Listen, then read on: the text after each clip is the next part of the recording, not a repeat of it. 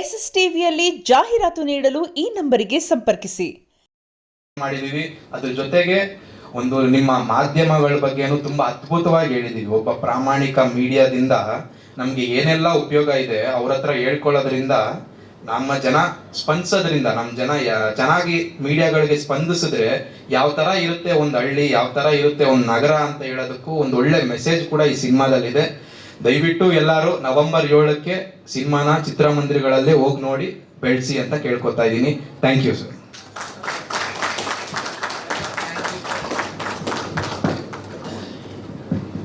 ಧನ್ಯವಾದಗಳು ಸರ್. ನಿಮ್ಮ ಮಾತಲ್ಲೇ ಗೊತ್ತಾಗ್ತದೆ ಎಷ್ಟು ಇಷ್ಟಪಟ್ಟು ಕಷ್ಟಪಟ್ಟು. ಹಾ,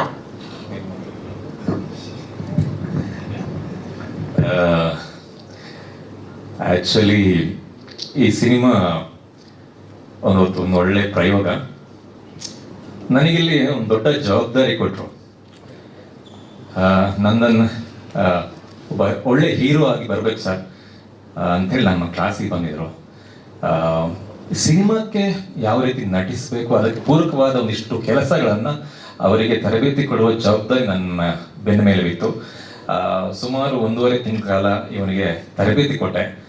ಅದಾದ್ಮೇಲೆ ಒಂದು ದಿವಸ ಕ್ಲಾಸಲ್ಲಿ ಇನ್ನೇನು ಮುಗಿತಾ ಬಂತು, ಹೆಣ್ಣಾಗೋಷ್ಟೊತ್ತಿಗೆ ಬಂದು, ಸರ್ ನೀವು ಆ್ಯಕ್ಟಿಂಗ್ ಕ್ಲಾಸ್ ಮಾಡಿದ್ರಿ ಸರ್, ಜೊತೆಗೆ ಒಂದು ಪಾತ್ರ ಮಾಡಬೇಕು ಅಂತ ಹೇಳಿದರು. ಅಲ್ಲ ಕಣ, ನನಗೆ ಕಷ್ಟ ಆಗುತ್ತೆ, ತುಂಬ ಕ್ಲಾಸ್ಗಳಿದ್ದಾವೆ ಅಂತ ಹೇಳಿದೆ. ಇಲ್ಲ ಸರ್ ಮಾಡಲೇಬೇಕು ಅಂತ. ಆಯಿತು, ಓಕೆ ಅಂದೆ. ಅದಾದ್ಮೇಲೆ ಡೈರೆಕ್ಟ್ರು ಮತ್ತೆ ಹೀರೋ ಮುಖ ನೋಡ್ತಾ ಇದ್ದಾರೆ. ಯಾವ ಪಾತ್ರ, ಯಾವ ರೀತಿ ಇದೆ ಅಂತ ಕೇಳಿಲ್ಲ. ಒಂದು ಲೇಡಿ ಗೆಟಪ್ ಸರ್ ಅಂತ ಹೇಳಿದ್ರು. ಆಕ್ಚುಲಿ ನನಗೆ ಗಡ್ಡ ಅಂದ್ರೆ ತುಂಬಾ ಇಷ್ಟ. ನಾನು ಯಾವ್ದನ್ ಬೇಕಾದ್ರೂ ಕಳ್ಕೊಂಡೇನು ಗಡ್ಡ ಬಿಡಕ್ಕೆ ರೆಡಿ ಇಲ್ಲ. ಅವರು ಇಲ್ಲ ಲೇಡಿ ಗೆಟಪ್ಪ, ಗಡ್ಡ ಎಲ್ಲ ತೆಗಿಬೇಕಲ್ಲ ಅಂತ ಹೇಳಿದೆ. ಆಕ್ಚುಲಿ ನಾನೊಂದು 17 ವರ್ಷ ಆಯ್ತು ನಾನು ಗಡ್ಡ ತೆಗಿಯೋದೆ. ನನ್ನ ಮದುವೆ ಕೂಡ ನಾನು ಗಡ್ಡ ತೆಗೆದವನಲ್ಲ. ಕೊನೆಗೆ ಇಲ್ಲ ಸರ್ ನೀವು ಮಾಡಲೇಬೇಕು ಅಂತ ಹೇಳಿದ್ರು. ವೆರಿ ಒಂದು ಒಳ್ಳೆ ರೋಲ್ ಕೊಟ್ಟಿದ್ದಾರೆ. ಆ್ಯಂಡ್ ಸಿನಿಮಾದಲ್ಲಿ ಕೂಡ ತುಂಬಾ ಎಫರ್ಟ್ ಹಾಕಿ ನನ್ನ ಪಾತ್ರವನ್ನು ನಿಭಾಯಿಸಿದ್ದೀನಿ. ನನ್ನ ಪರಿಚಯ, ಓಕೆ, ನನ್ನ ಹೆಸರು ಹೇಳೋದು ಮರ್ಬಿಟ್ಟೆ. ನಾನು ನೀನಾಸಂ ಸದಾಶಿವರಯ್ಯ ಅಂತ ಹೇಳಿ, ಮೂಲತಃ ಮಂಗಳೂರಿನವನು. ಬೆಂಗಳೂರಲ್ಲೇ ಆಕ್ಟಿಂಗ್ ಟೀಚರ್ ಆಗಿ ಕೆಲಸ ಮಾಡ್ತಾ ಇದ್ದಾನೆ. ಸಿನಿಮಾ ಕೂಡ ನಟಿಸ್ತಾ ಇದ್ದಾನೆ. Thank you sir, thank you. ಎಲ್ರಿಗೂ ನಮಸ್ಕಾರ. ನಾನು ಮಾಲೂರು ವಿಜಿ. ಇವತ್ತು ನನಗೊಂದು ಖುಷಿ ಅಂದರೆ ನನ್ನ ಸ್ಟೂಡೆಂಟ್ ರಘು ಅಂತ ಹೇಳ್ಕೊಡೋದು ನನಗೊಂದು ಹೆಮ್ಮೆ.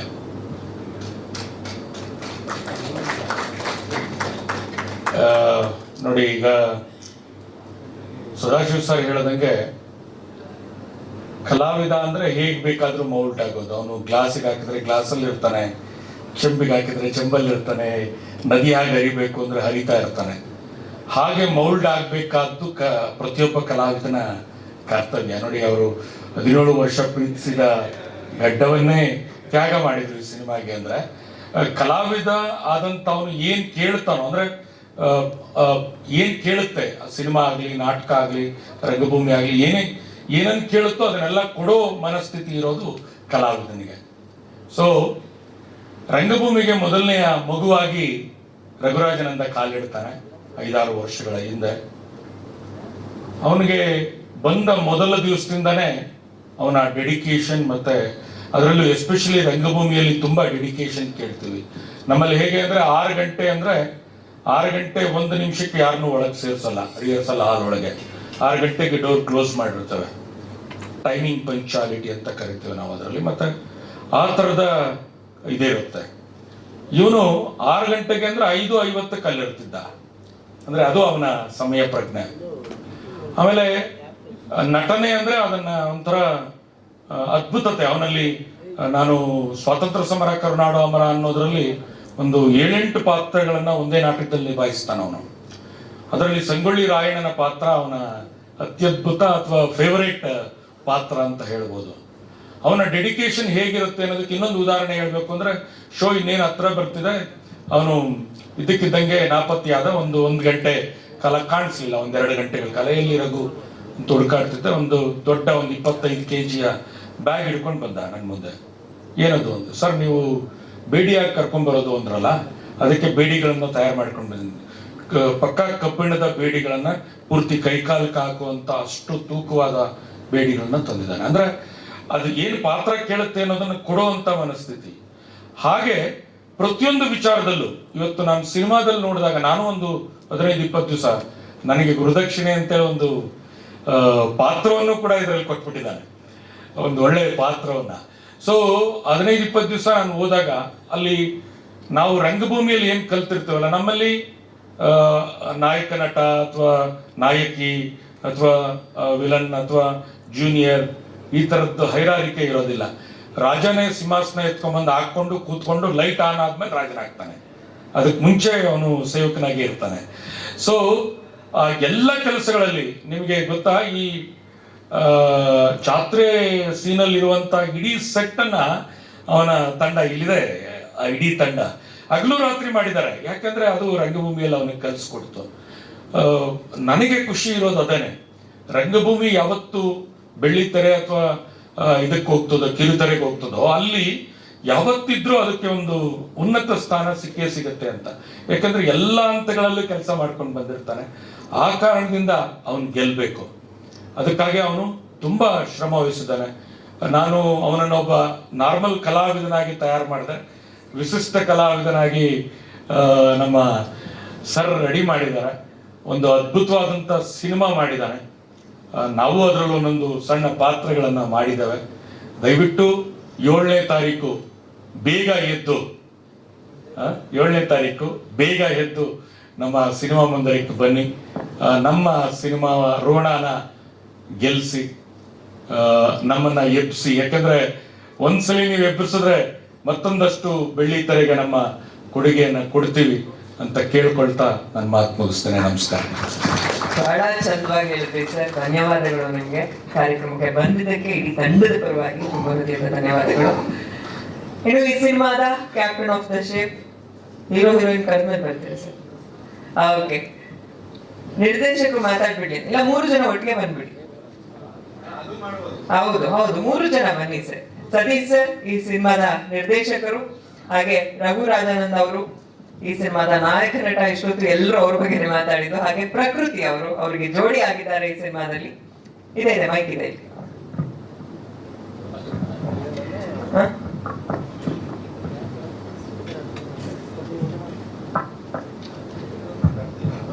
ಎಲ್ರಿಗೂ ನಮಸ್ಕಾರ.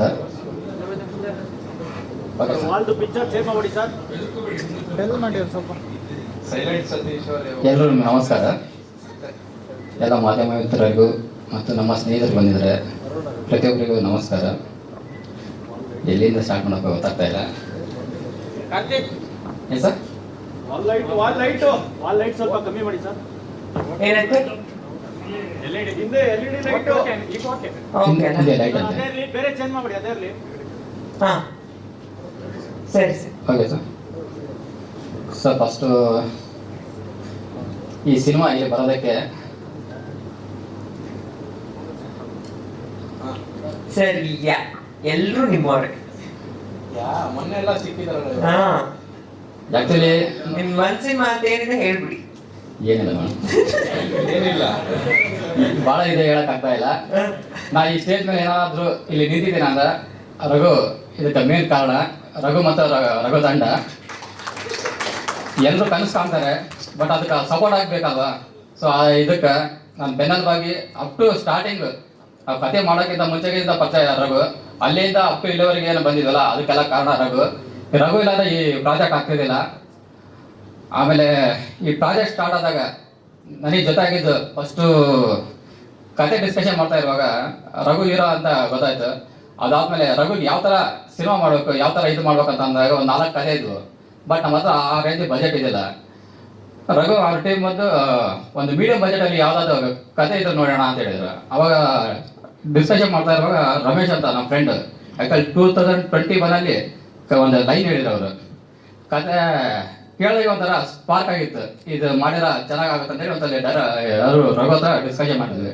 ಇಲ್ಲಣ್ಣ ಕತೆ ಚೆನ್ನಾಗಿದೆ ಮಾಡೋಣ ಅಂತೇಳಿ ಇದು ಮಾಡಿದ್ವಿ. ಅದಾದ್ಮೇಲೆ ಕತೆ ಸ್ಟಾರ್ಟ್ ಮಾಡಿದ್ವಿ, ನಾನು ರಮೇಶ್ ಕತೆ ಸ್ಟಾರ್ಟ್ ಮಾಡಿ ಸ್ಕ್ರೀನ್ ಪ್ಲೇ ಇದು ಮಾಡಿದ್ವಿ. ಅದಾದ್ಮೇಲೆ ನಮ್ಮ ಆದಿ ಸರ್ ಅಂತೇಳಿ ಇದಕ್ಕೆ ಡೈಲಾಗ್ ಸ್ಕ್ರೀನ್ ಪ್ಲೇ ಬರೆದಿದ್ದಾರೆ, ಅದ್ಭುತವಾಗಿ ಬರೆದಿದ್ದಾರೆ. ಅದಾದ್ಮೇಲೆ ಸ್ಕ್ರಿಪ್ಟ್ ಮುಗೀತು. ಸ್ಕ್ರಿಪ್ಟ್ ಆದಮೇಲೆ ಶೂಟಿಂಗ್ ಹೋದ್ವಿ. ಶೂಟಿಂಗ್ ಹೋದಾಗ ನಮ್ಮ ಅರುಣಣ್ಣ ಅಂತೇಳಿ ಕ್ಯಾಮ್ರಾಮನ್ ಅದ್ಭುತವಾಗಿ ಮಾಡಿದ್ದಾರೆ. ಆಮೇಲೆ ಆರ್ಟಿಸ್ಟ್ ಅವ್ರ ಪರ್ಫಾರ್ಮೆನ್ಸ್ ಅಂತ ನೋಡ್ತಾ ಇದ್ದಾರೆ, ಯಾವ ಥರ ಪರ್ಫಾರ್ಮೆನ್ಸ್ ಮಾಡಿದಾರಂತೆ. ನಾವೇನೋ ಬರ್ಕೊಂಡಿದ್ವಲ್ಲ ಆ ಕ್ಯಾರೆಕ್ಟರ್ಗೆ ಎಲ್ಲ ಆರ್ಟಿಸ್ಟು ಪ್ರತಿಯೊಬ್ಬರು ಜೀವ ತುಂಬಿದ್ದಾರೆ. ಅದಾದ್ಮೇಲೆ ಪೋಸ್ಟ್ ಪ್ರೊಡಕ್ಷನ್ ಬಂದ್ರೆ ಫಸ್ಟ್ ನಮಗೆ ಎಡಿಟರ್ ಜ್ಞಾನೇಶ್ ಸರ್, ಅವ್ರ ಬಗ್ಗೆ ಹೇಳಂದ್ರೆ ಇದನ್ನೇ ಮುಗಿಯಲ್ಲ. ಅವ್ರು ಬರೀ ಎಡಿಟರ್ ಅಲ್ಲ, ನಮ್ಮ ಸಿನಿಮಾಕ್ಕೆ ಬ್ಯಾಕ್ ಬಂದವರು. ಅವ್ರಿಲ್ಲಾಂದ್ರೆ ಸಿನಿಮಾನು ಆಗೋದಿಲ್ಲ. ಆ ಥರ ಅವರು ಬರೀ ಸಿನಿಮಾ ಒಂದೇ ಅಲ್ಲ, ಅವ್ರು ನಮ್ಗೆ ಏನು ಒಂದು ದಾರಿ ದೀಪ ಆಗಿರೋರು ಪ್ರತಿಯೊಂದು ಹಂತದಲ್ಲಿ. ಅದಾದ್ಮೇಲೆ ನಮ್ಮ ಗಗನ್ ಸರ್, ಅವ್ರ ಬಗ್ಗೆ ಕೇಳಿದ ಸಾಂಗು, ಆಮೇಲೆ BGM ಅಂತ ನೆಕ್ಸ್ಟ್ ಲೆವೆಲ್ ಮಾಡಿದ್ದಾರೆ.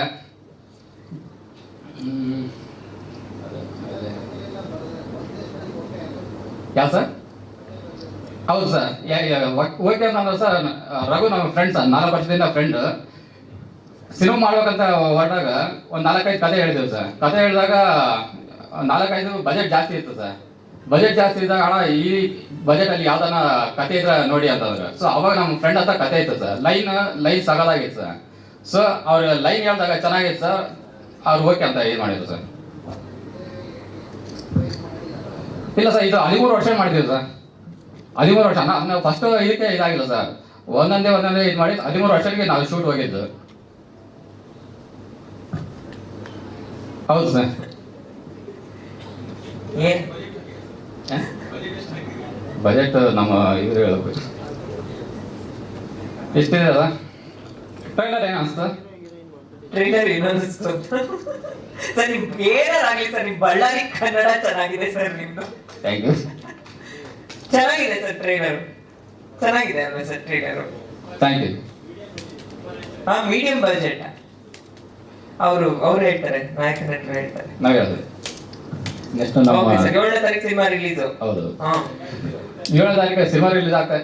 ಡಿಸ್ಟ್ರಿಬ್ಯೂಷನ್ ಯಾರ್ದು? ರಾಮಮೂರ್ತಿ ಅಂತ ಹೇಳಿ sir.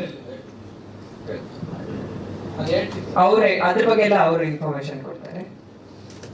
Okay sir, thank you sir, ಧನ್ಯವಾದಗಳು. ತುಂಬಾ ಒಳ್ಳೇದಾಗ್ಲಿ ನಿರ್ದೇಶಕರೇ, ಮೊದಲ ಸಿನಿಮಾ ನಿರ್ದೇಶನ. Thank you. 106 ಸಿನಿಮಾಗಳು ಮಾಡೋ ಹಾಗಾಗ್ಲಿ. Thank you. ನಿಮ್ಮ ಬಾಯಾರಿಕೆಯಿಂದ ಅದೇ ಆಗಲಿ. ಇಲ್ಲೇ ಇರಿ. ಅವ್ರದ್ದು ತುಂಬಾ ಮಾತಾಡ್ಸಕ್ಕಿದೆ, ಅದಕ್ಕೆ ಪ್ರೊಡಕ್ಷನ್ ಆಂಗಲ್ ಕೇಳಕ್ಕಿದೆ ಅವ್ರಿಗೆ. ಹಂಗಾಗಿ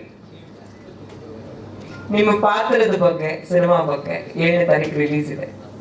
ಎಲ್ರಿಗೂ ನಮಸ್ಕಾರ. ಇವತ್ತು ನಮ್ಮ ಟ್ರೈಲರ್ ಲಾಂಚ್ಗೆ ಬಂದಿದ್ದಕ್ಕೆ ಥ್ಯಾಂಕ್ ಯು.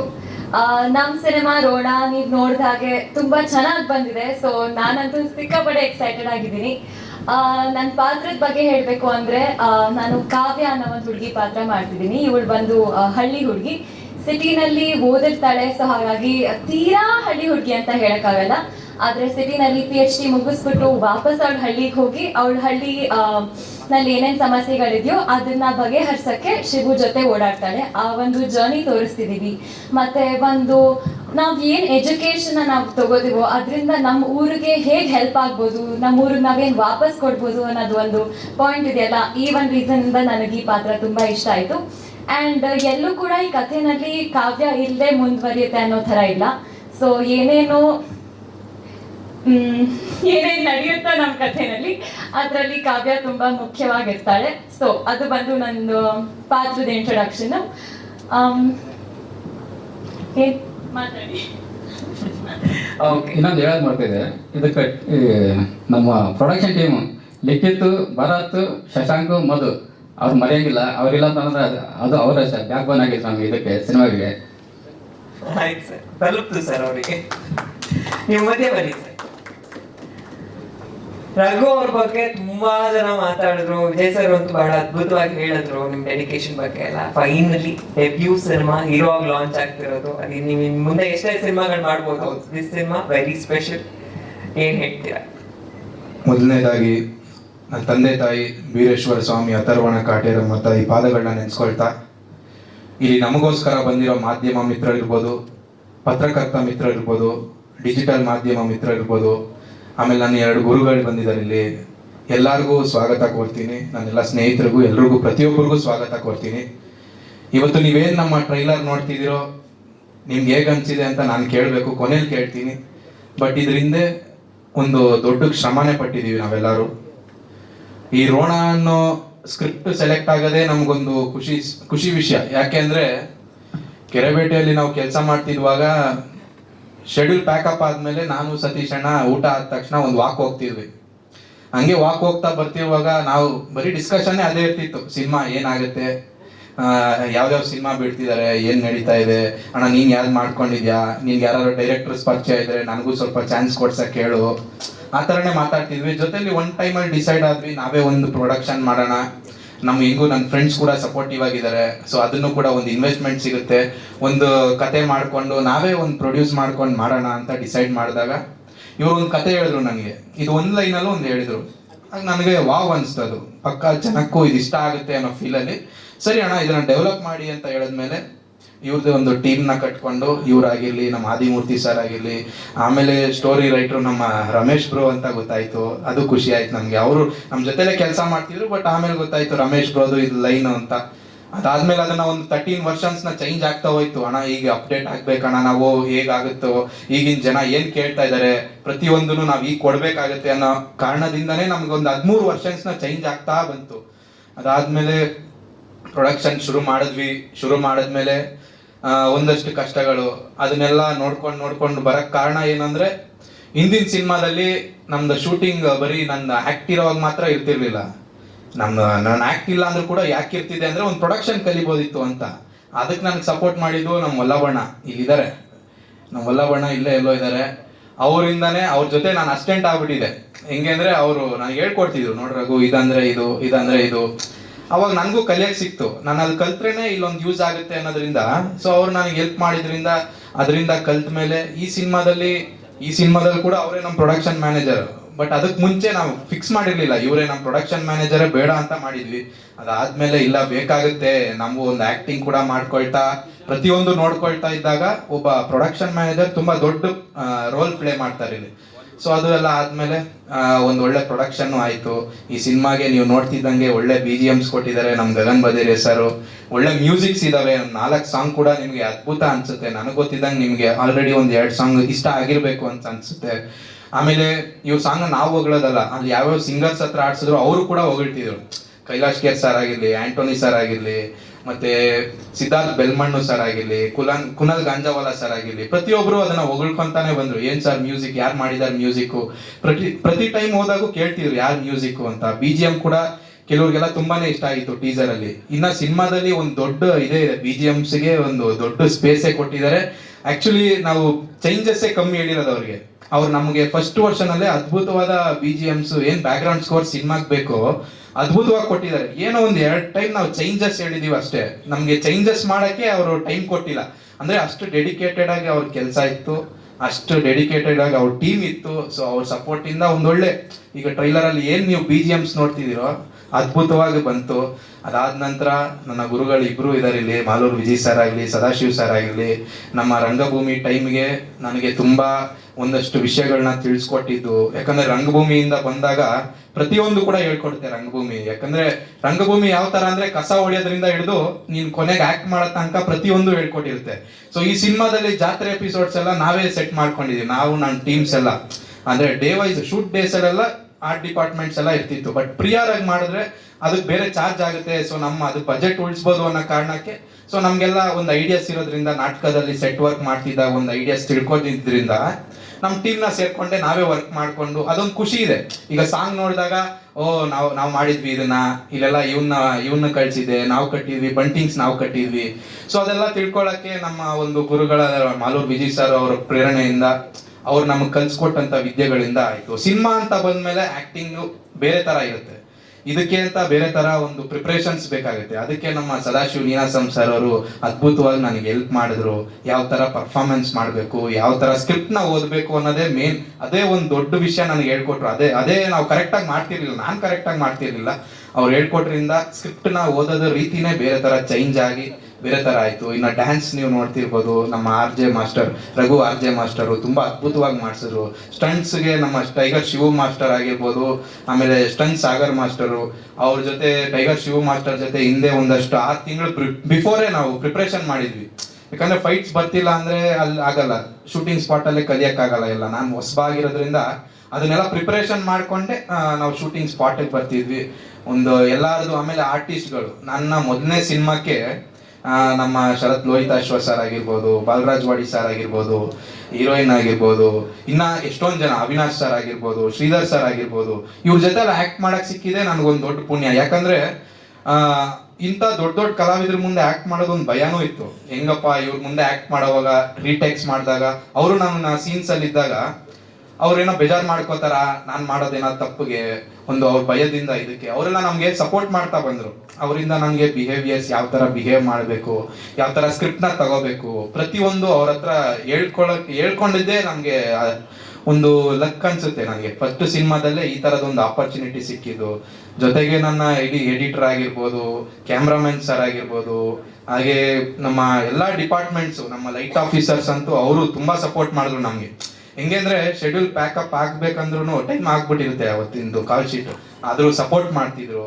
ಅದೇ ರೀತಿ ಕ್ರೇನ್ ಡಿಪಾರ್ಟ್ಮೆಂಟ್ ಆಗಿರ್ಲಿ, ಪ್ರೊಡಕ್ಷನ್ ಊಟದ ಡಿಪಾರ್ಟ್ಮೆಂಟ್ ಆಗಿರ್ಲಿ, ಈ ತರ ಪ್ರತಿಯೊಬ್ಬರ ಸಪೋರ್ಟ್ ಇಂದ ಒಂದು ಟೀಮ್ ವರ್ಕ್ ತರ ಇತ್ತು. ಹೆಂಗೆ ಅಂದ್ರೆ ನಾವೆಲ್ಲ ಏನ್ ಊಟ ತಿಂತಿದ್ವೋ ಇಡೀ ಸೆಟ್ ಅದೇ ತಿಂತಿತ್ತು. ನಮ್ ಜೂನಿಯರ್ ಆರ್ಟಿಸ್ಟ್ಗಳೆಲ್ಲ ಇವಾಗೂ ಮಾತಾಡ್ತಾರೆ ನಮ್ಮನ್ನ. ನಮ್ ಟೀಮಲ್ಲಿ ಯಾರು ದೊಡ್ಡವರು, ಹೀರೋಯಿನ್ನು ಆ ತರನೂ ಇರ್ಲಿಲ್ಲ. ಒಂದು ಹ್ಯುಮ್ಯಾನಿಟಿ ಇಟ್ಕೊಂಡು ಒಂದು ಒಳ್ಳೆ ಫೀಲ್ ಇತ್ತು ನಮ್ಮಲ್ಲೆಲ್ಲ. ಒಂದು ಫ್ಯಾಮಿಲಿ ತರ ಫೀಲ್ ಮಾಡ್ಕೊಂಡು ಪ್ರತಿಯೊಂದು ಆರ್ಟಿಸ್ಟು ಇರ್ಬೋದು. ಈ ಸಿನಿಮಾದಲ್ಲಿ ಮೇನ್ ಆಗಿ ಆಲ್ಮೋಸ್ಟ್ 3/4% ನಾವು ರಂಗಭೂಮಿ ಕಲಾವಿದರನ್ನೇ ಹಾಕೊಂಡಿದೀವಿ. ನಮ್ಮ ರಂಗವಿಜಯ ತಂಡ ಇರ್ಬೋದು, ಹಾಗೆ ನಮ್ಮ ದೇವರಾಜ್ ಸರ್ದು ಟೀಮ್ ಇದೆ. ಆ ಟೀಮಿಂದ ಒಂದಷ್ಟು ತಂಡಗಳಿಂದ ಒಂದಷ್ಟು ಆರ್ಟಿಸ್ಟ್ಗಳನ್ನ ತಗೊಂಡು ಅವರು ನಮ್ಗೆ ತುಂಬಾನೇ ದೊಡ್ಡ ಪ್ಲೇ ಮಾಡಿದ್ರು. ದೇವರಾಜ್ ಸರ್ ಅವ್ರ ಟೀಮಲ್ಲಿರೋ ಹುಡುಗರ್ನೆಲ್ಲ ಕರ್ಕೊಂಡು, ಅಂದ್ರೆ ನಮಗೆ ಎಷ್ಟು ಯಾವ ಬಜೆಟ್ ಬೇಕಾಗಿತ್ತೋ ಏನ್ ತೀರಾ ನಮಗೆಲ್ಲ ಇದ್ ಮಾಡ್ದಂಗೆ. ಅಂದ್ರೆ ರಂಗಭೂಮಿ ಕಲಾವಿದರು ಎಲ್ಲದಕ್ಕೂ ಹೋಗಕ್ ರೆಡಿ ಇರ್ತಾರೆ. ಲೇಟ್ ನೈಟ್ ಶೂಟ್ ಸ್ವಲ್ಪ ಎಕ್ಸ್ಟ್ರಾ ಆದ್ರೂ ಕೂಡ ಅವ್ರು ನಮಗೆ ತೊಂದರೆ ಮಾಡ್ದಿದ್ದಂಗೆ ಹೆಲ್ಪ್ ಮಾಡ್ತಾರೆ. ಅದಾದ್ಮೇಲೆ ಇವತ್ತು ನಮಗೆ ಇಲ್ಲಿ ನಮ್ಮ ಟ್ರೈಲರ್ ಲಾಂಚ್ ಮಾಡಿಕೊಟ್ಟಂತ ಪ್ರಭಾಕರ್ ಸರ್ ತುಂಬಾ ಖುಷಿಯಿಂದ ಅವ್ರು ಇಷ್ಟಪಟ್ಟರು ನಮ್ಮ ಟ್ರೈಲರ್ನ. ಮುಂಚೆನೆ ಒಂದ್ಸತಿ ತೋರಿಸಿದ್ದೆ ಅವ್ರಿಗೆ, ಇಷ್ಟಪಟ್ಟು ಅವರು ಸಿದ್ದರಾಮಯ್ಯ ಸರ್ ಹತ್ರನೂ ಕರ್ಕೊಂಡೋಗಿ, CM ಸರ್ ಹತ್ರ ಕರ್ಕೊಂಡೋಗಿ ಅಲ್ಲೂ ಅವ್ರಿಗೂ CM ಸರ್ಗೂ ತೋರಿಸಿ ಅವರು ಒಳ್ಳೇದಾಗ್ಲಿ, ಸಿನಿಮಾಗೆ ಒಳ್ಳೇದಾಗ್ಲಿ ಅಂತ ಕೂಡ ವಿಶ್ ಮಾಡಿದ್ರು. ನಿನ್ನೆ ತಾನೇ ಮೀಟ್ ಮಾಡ್ಕೊಂಡು ಬಂದ್ವಿ CM ಸರ್ನ. ಇದೇ ರೀತಿ ಒಂದು ಒಳ್ಳೆ ಪ್ರಮೋಷನ್ಸ್ ಅಂತೂ ಮಾಡ್ತಾ ಇದೀವಿ. ಇಲ್ಲಿ ನೋಡ್ತಾ ಇದ್ದೀರಾ, ನೆನ್ನೆ ನೋಡಿ ಖುಷಿ ಪಟ್ರು CM ಸರ್ ನೋಡಿ. ಚೆನ್ನಾಗಿ ಮಾಡಿ, ಏನಯ್ಯ ನೀನ್ ಮಾಡಿದ್ಯಾನಯ್ಯ ಸಿನಿಮಾದಲ್ಲಿ ಅಂತ ಕೇಳಿದ್ರು. ಹೌದು ಸರ್ ಮಾಡಿದ್ದೀನಿ ಅಂತ ಹೇಳಿ, ಒಳ್ಳೇದಾಗ್ಲಿ ಅಂತ ಹೇಳಿ ವಿಶ್ ಮಾಡಿನೂ ಕಳ್ಸಿದ್ರು. ಅದಕ್ಕೆ ಫಸ್ಟು ನಮ್ಮ ವಿಜಯ್ ಸರ್ ಮತ್ತೆ ಪ್ರಭಾಕರ್ ಸರ್ ಇಂದಾನೆ ಇಲ್ಲಿವರೆಗೂ ಹೋಗಕ್ಕೆ ಸಿಕ್ತು. ಅವರು ಖುಷಿ ಪಟ್ರು, ನಮ್ಮ ಹಾಡ್ನ ಎಲ್ಲಾನು ಹೊಗಳಿದ್ರು. ಅವರು ಕೂಡ ಅವರ ಒಂದು ಬ್ಯುಸಿ ಶೆಡ್ಯೂಲ್ ಅಲ್ಲಿ ಕೂಡ ಅವ್ರು ನಮಗೆ ಅದನ್ನ ಮಾಡ್ಕೊಟ್ಟಿದ್ದು ಸಿದ್ದರಾಮಯ್ಯ ಸರ್ಗೂ ನಾನು ಥ್ಯಾಂಕ್ಸ್ ಹೇಳಕ್ ಇಷ್ಟಪಡ್ತೀನಿ. ಹಾಗೆ ನಮ್ಮ ಟೀಮ್ ಎಲ್ಲಾರ್ಗು, ನನ್ನ ಬ್ಯಾಕ್ ಗ್ರೌಂಡ್ ಅಲ್ಲಿ ನನ್ನ ಫ್ರೆಂಡ್ಸ್ ಇರ್ಬೋದು, ನನ್ನ ತಂದೆ ತಾಯಿ ಇರ್ಬೋದು, ನನ್ನ ಗುರು ಹಿರಿಯರು ಎಲ್ಲಾರ್ಗೂ ಥ್ಯಾಂಕ್ಸ್ ಹೇಳಿ, ಆಮೇಲೆ November 7ಕ್ಕೆ ನಮ್ಮ ಸಿನಿಮಾ ರೋಣ ಸಿನಿಮಾ ರಿಲೀಸ್ ಆಗ್ತಾ ಇದೆ. ಎಲ್ಲ ಕರ್ನಾಟಕದ ಜನತೆ ನಿಮ್ಮ ಹತ್ತಿರದ ಚಿತ್ರಮಂದಿರಗಳಿಗೆ ಹೋಗಿ November 7ಕ್ಕೆ ನಿಮಗೆ ಈ ಸಿನಿಮಾದಲ್ಲಿ ಯಾವುದೇ ರೀತಿ ನೀವು ಕಟ್ಟ 100-120 ರೂಪಾಯಿಗೆ ಮೋಸ ಮಾಡ್ತಿದ್ದಂಗೆ ಈ ಸಿನಿಮಾದಲ್ಲಿ ಒಂದು ಎಂಟರ್ಟೈನ್ಮೆಂಟ್ ಪರ್ಪಸ್ಗೆ ಏನೇನೆಲ್ಲ ಬೇಕು, ಬೇಕಿದ್ರೆ ಫನ್ ಎಲಿಮೆಂಟ್ ಇರ್ಬೋದು, ಆಕ್ಷನ್ ಎಲಿಮೆಂಟ್ಸ್ ಇರ್ಬೋದು, ಸಾಂಗ್ಸ್ ಆಗಿರ್ಲಿ, ನಿಮ್ಗೆ ಯಾವ್ದು ಕೂಡ ಬೇಜಾರಾಗ್ದಿದಂಗೆ ನಿಮ್ಮನ್ನ ಕೂಣಿಸ್ಕೊಂಡು ಕಳ್ಸ್ಕೊಡ್ತೀವಿ. ಒಂದು ಒಳ್ಳೆ ಸಸ್ಪೆನ್ಸ್ನು ಕೂಡ ಮೇಂಟೈನ್.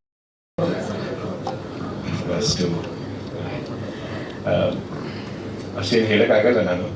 ಐ ಥಿಂಕ್ ಸತೀಶ್ ಆಮೇಲೆ ರಘು ಅವರು ಐ ಥಿಂಕ್ ಮೈಕ್ ಹತ್ರ ಇಟ್ಕೊಂಡು ನಾನೇ ಬಂದಿದ್ದೀನಿ. ಓಕೆ ನಾನು ಇಟ್ಕೊಳ್ತೀನಿ. ಫಸ್ಟ್ ಆಫ್ ಆಲ್ ಎಲ್ಲರಿಗೂ ನಮಸ್ಕಾರ. ನಾನು ಗಗನ್ ಬಡೇರಿಯಾ, ರೋಣ ಚಿತ್ರಗೆ ಸಂಗೀತ ನಿರ್ದೇಶಕ ಮಾಡಿದ್ದೀನಿ. Very big thank you to Raghu and Satish for basically making me part of this film. It's been a beautiful journey and I hope ನಿಮ್ಗೆಲ್ಲರಿಗೂ ಸಿನಿಮಾ ಇಷ್ಟ ಆಗುತ್ತೆ. ಪ್ಲೀಸ್ 7th ಬನ್ನಿ, please support us and I hope it touches you wherever it basically it takes us. That's all. Thank you sir. ಅವ್ರ ಕೆಲಸ ಜೋರಾಗಿ ಮಾತಾಡಿದೆ ಬಿಡಿ sir, ಅದೊಂಚೂರು ನಾವು ಕನ್ಸಿಡರ್ ಮಾಡೋಣ. ಇನ್ನೊಂದ್ಸಲ ಹಾಡ್ ಕೇಳಿ. ಎಲ್ರಿಗೂ ನಮಸ್ಕಾರ. ಕೆ ನಾಗರಾಜ್ ಅಂತ ಸಾಹಿತಿ. ಈ ಸಿನಿಮಾದಲ್ಲಿ ಈಗೇನು ನೀವು ಹಾಡು ಕೇಳಿದ್ರೆ ನಾಗೇಂದ್ರ ಸರ್ ಬಂದಿದ್ದು. ನನ್ನ ಹಾಡು ಬಂದ್ಬಿಟ್ಟು ಚಿತ್ರದಲ್ಲಿ ಒಂದು ಮುಖ್ಯ ಭಾಗದಲ್ಲಿ ಬರುವಂತದ್ದು, ಒಂದು ತಂದೆ ಮಗನ ಸಂಬಂಧ ಹೇಳುವಂತ ಕತೆ. ಚಿತ್ರದ ಒಂದು ಕತೆ ಬಿಟ್ಟಂಗೆ ಆಗುತ್ತೆ ಅನ್ನೋಕ್ಕೋಸ್ಕರ ಹಾಡು ಬಿಟ್ಟಿಲ್ಲ. ಖಂಡಿತ ತಮಗೆ ಇಷ್ಟ ಆಗುತ್ತೆ ಅಂತ ಅನ್ಕೊಂಡಿದ್ದೀನಿ.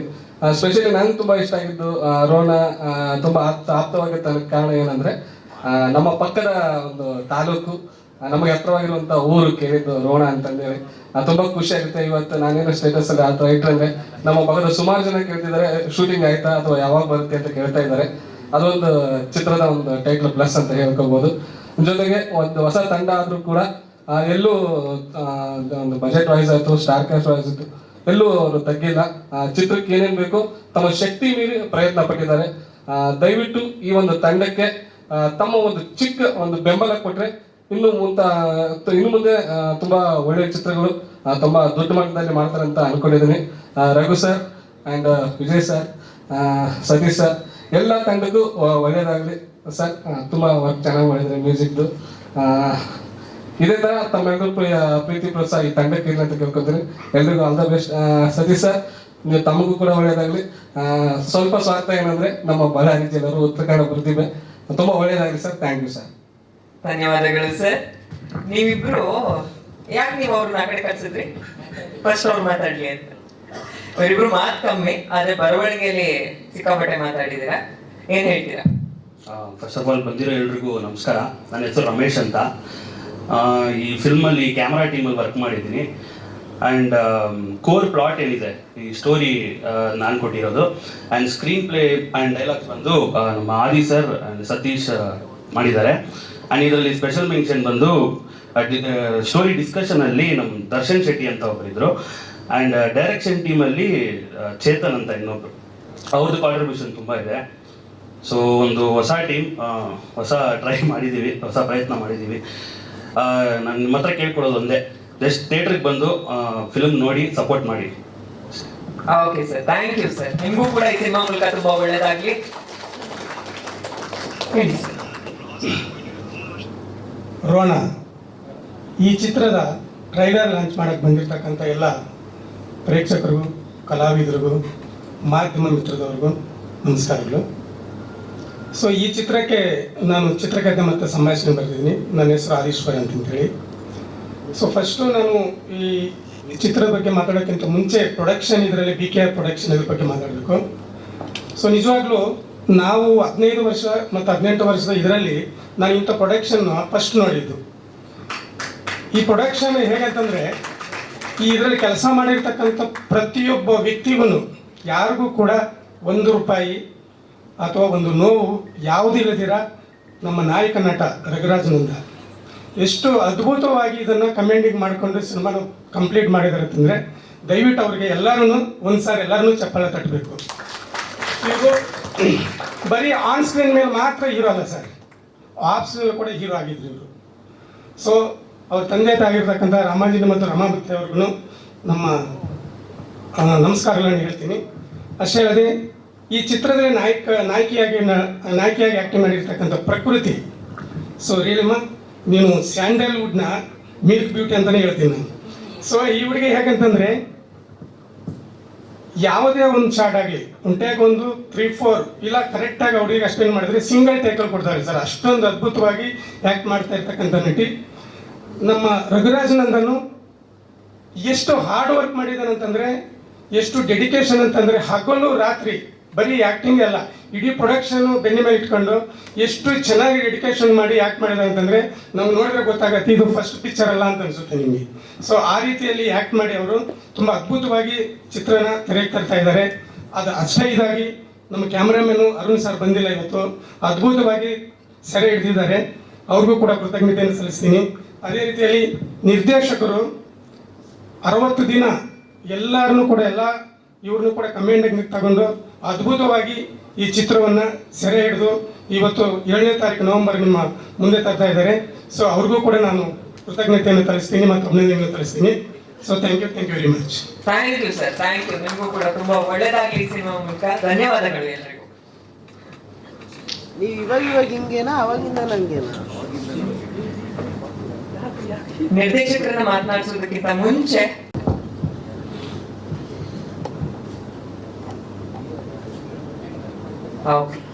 ಥ್ಯಾಂಕ್ ಯು ಎಲ್ರಿಗೂ. ನಿಮ್ಮನ್ನೆಲ್ಲ ಮತ್ತೆ ಕರಿತೀನಿ ವೇದಿಕೆ ಮೇಲೆ ನಾನು. ಧನ್ಯವಾದಗಳು Prabhakar sir, thank you so much.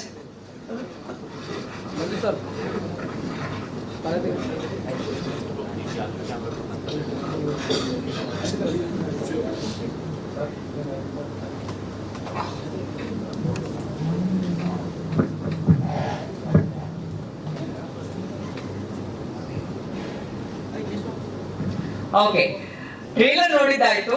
ಇಡೀ ತಂಡವನ್ನು ಮಾತನಾಡಿಸೋದಕ್ಕೂ ಮುಂಚೆ ನಾನು ಹೇಳ್ತಾ ಇದ್ದೆ ನನ್ನ ಪರ್ಸನಲ್ ಫೇವ್ರೆಟ್ ಹಾಡು ಒಂದಿದೆ ಅಂತ. ಅದೇ ತುಂಬಾ ಪವರ್ಫುಲ್ ಆಗಿರುವಂತ ಕಾಳಿಕಾದೇವಿ ಹಾಡು. ಅದನ್ನ ನೋಡ್ಕೊಂಡು ವಾಪಸ್ ಬಂದು ನಾವೆಲ್ಲರೂ ಮಾತು ಮುಂದುವರಿಸೋಣ. Song please. SS TV cinema ಜಗತ್ತಿನ ಕ್ಷಣ ಕ್ಷಣದ ಸುದ್ದಿಯೊಂದಿಗೆ.